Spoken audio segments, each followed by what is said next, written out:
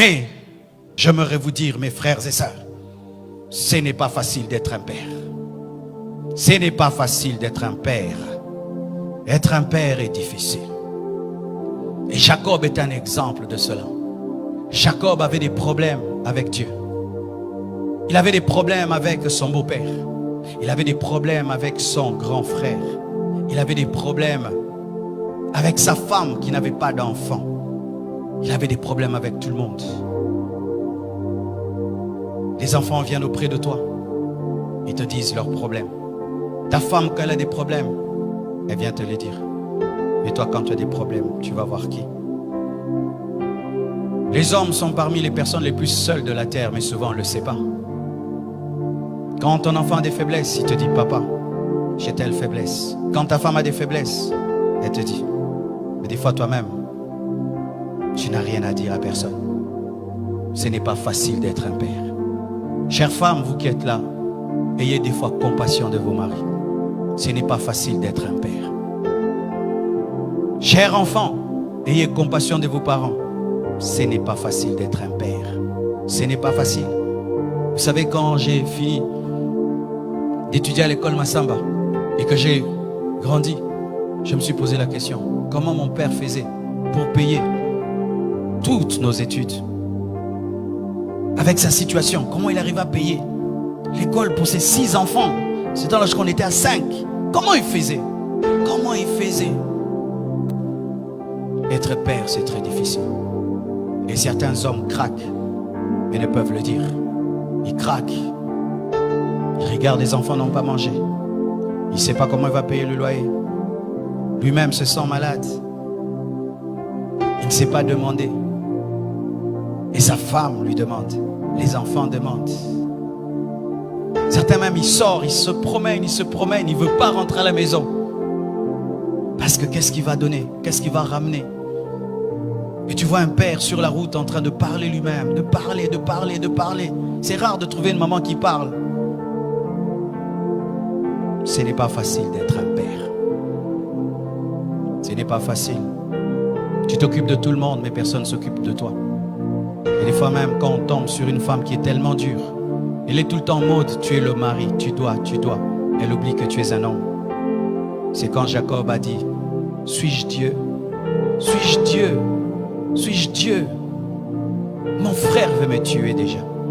Laban veut me tuer. Dieu a des problèmes avec moi, il m'appelle Jacob.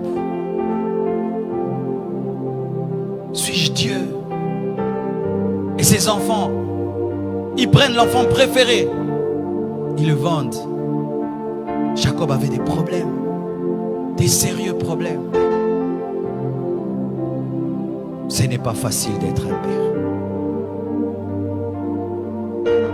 Aujourd'hui, en ayant compris cela des fois, je me répands d'avoir été trop dur avec mon père. Trop dur. Je me répands. Et j'imagine ce qu'il pouvait vivre.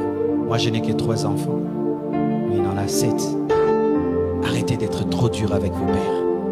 Arrêtez d'être trop dur avec vos maris. Vous allez remarquer qu'il y a plus d'AVC des hommes que des femmes.